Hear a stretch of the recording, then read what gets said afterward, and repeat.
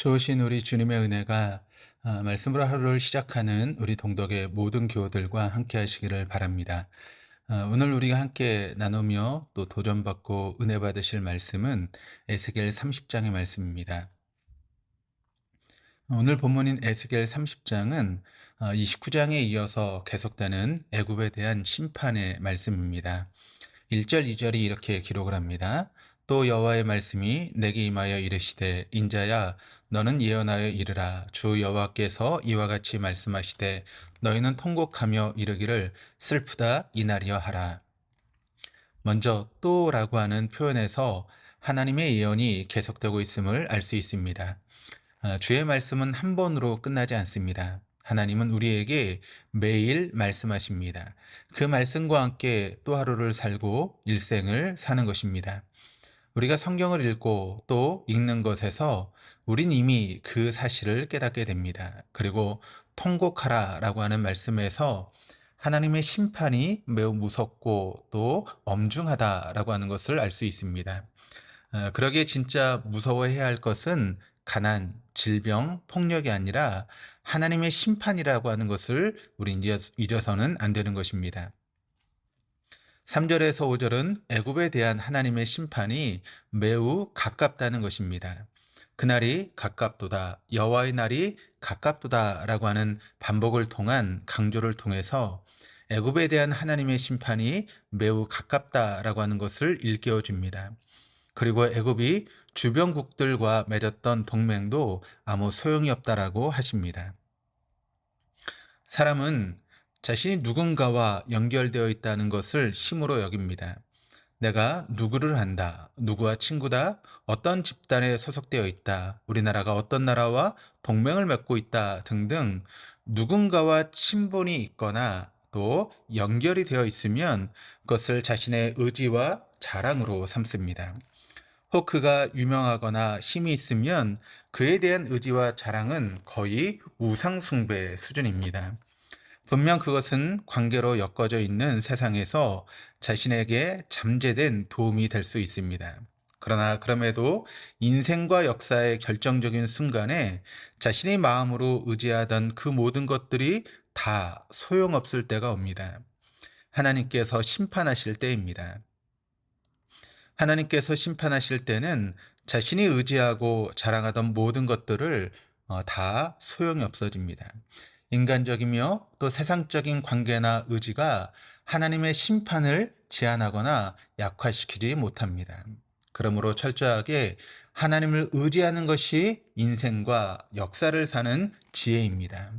철저하게 하나님께 겸손하고 하나님만 자랑하는 것이 영혼이 살고 인생이 살며 나라를 보존하는 길입니다. 왜냐하면 하나님께서 사랑과 세상의 주관자이시기 때문입니다. 6절에서 19절은 애굽의 구체적인 심판의 내용으로 애굽의 생명의 젖줄기였던 나일강이 마를 것이고 또 애굽이 의지하던 우상들이 파괴되고 왕손이 끊어질 것이며 애굽의 유명한 요새요 성읍이었던 신과 바드로스가 파괴되고 애굽의 장정들은 칼에 쓰러지고 딸들은 포로가 될 것이라는 것입니다. 하나님은 바벨론의 느부갓네살을 통해 이 모든 일을 하시겠다는 것입니다. 참으로 상상하고 싶지 않은 절망과 고통과 탄식의 하나님의 무서운 심판입니다.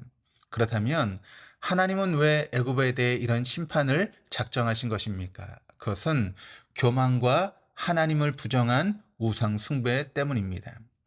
하나님은 교만을 가장 싫어하십니다. 왜냐하면 교만은 마귀에게 속아 하나님을 부정하고 대적하며 스스로 패망과 죽음에 이르는 척경이기 때문입니다. 그러기에 하나님은 교만에 대해 매우 엄중하십니다. 교만을 무섭게 다루십니다. 왜냐하면 그 엄중함을 통해 교만에서 벗어나 하나님의 구원을 얻게 하기 위함이기 때문입니다. 오늘의 우리 시대는 너무 교만합니다. 도를 넘은 교만이 사람들을 지배하고 있습니다. 더욱이 끝까지 겸손해야 될 그리스도인들도 같이 교만합니다.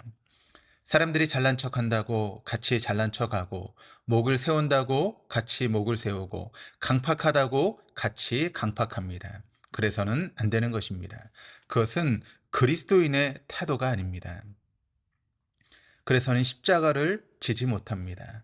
십자가를 지기는커녕 말씀대로 십자가의 원수로 행합니다. 그래서 세상에 대해 우리의 영향력이 나타나지 않는 이유가 바로 여기에 있는지도 모릅니다. 너나 나나 다 교만하니 사납고 충돌할 수밖에 없고 생명의 역사가 일어날 수 없습니다. 실로 오늘의 우리 시대는 안팎으로 역겨운 교만의 악취는 쉽사리 맡을 수 있는데 겸손의 향내는 참으로 희소합니다. 교만은 거리에 차고 넘치는데 겸손은 희귀한 이기의 시대, 완고의 시대, 배반의 시대입니다. 영혼을 위해 우리는 끝까지 겸손해야 할 것입니다. 왜냐하면 하나님은 교만을 그냥 두고 보지 않으십니다. 교만에는 자신이 미처 모르는 하나님의 다루심이 있습니다. 스스로 높게 여기고, 스스로 잘났다 여기고, 스스로 의롭다 여기고, 스스로 가졌다고 여기고, 스스로 할 수 있고 이루었다고 여기고, 스스로 똑똑하다 여기고, 스스로 잘생겼고 예쁘다 여기고, 스스로 상류층이라 여기며, 부강하다고 여기며 하나님을 무시하고 멸시하는 자를 하나님은 결코 방관하지 않으십니다. 하나님의 은혜와 방법으로 교만을 버리고 겸손의 길로 들어서게 하십니다. 그러기에 만일 교만에도 징조가 없다면 홍례가 방치되고 유기된 것은 아닌지 심각하게 우리의 삶을 고민해 봐야 할 것입니다. 20절에서 마지막 26절은 꺾어진 애굽왕 바로의 팔에 대한 말씀으로 애굽왕 바로의 팔은 점점 꺾어지지만 바벨론의 느부갓네살의 팔은 더 견고하게 되어 칼을 잡고 애굽을 칠 것이라는 예언입니다. 애굽왕 바로의 팔은 한순간에 꺾인 것이 아닙니다. 두 팔이 동시에 한순간에 꺾인 것이 아니라 이미 꺾어진 한 팔이 있었고 아직 꺾이지 않은 성 한 팔이 있었듯이 오랜 시간을 두고 마침내 두 팔이 다 꺾인 것입니다. 하나님은 기다리시는 주님이십니다. 기다림은 하나님의 속성 중에 하나입니다. 누가복음 15장 돌아온 탕자의 비유는 기다리시는 하나님의 속성을 우리에게 잘 일깨워 줍니다. 하나님은 오래오래 기다리시는 우리의 하늘 아버지이십니다. 그러므로 날마다 기다리시는 하나님께 돌아가야 합니다. 왜냐하면 아무리 긴 기다림도 결국은 그 끝이 있기 때문입니다. 그러므로 기다림의 끝이 오기 전에 하나님께로 돌아가야 합니다. 하나님께 돌아가 날마다 말씀에서 주님께 듣고 겸손을 다시 배우며 겸손한 자의 축복을 누리며 살아야 하는 것입니다. 오늘도 그와 같은 삶을 살아갈 수 있는 저와 여러분 다 될 수 있기를 주님의 이름으로 축원합니다. 기도하시겠습니다. 우리의 인내와는 비교할 수 없는 인내로 우리를 기다리시는 하나님 아버지, 오늘도 기다리시는 하나님에 대한 지혜가 우리에게 있게 하여 주시옵소서. 그리고 기다림의 끝이 오기 전에 날마다 주님께 돌아가 말씀에서 주님께 듣고 겸손을 다시 배우며 겸손한 자의 복을 누리게 하여 주시옵소서. 감사드리며 예수 그리스도의 이름으로 기도드립니다. 아멘.